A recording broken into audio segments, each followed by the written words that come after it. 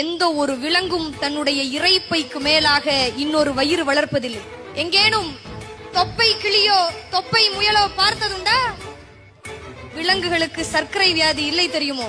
இன்னொன்று, பறவைகளுக்கு வேர்ப்பதில்லை. எந்த பறவையும் கூடு கட்டி வாடகைக்கு விடுவதில்லை. எந்த விலங்கும் தேவையற்ற நிலம் திருடுவதில்லை. கவனி மனிதனே, கூட்டு வாழ்க்கை கூட்டு வாழ்க்கை இன்னும் குலையாதிருப்பது காட்டுக்குள் மட்டும்தான்.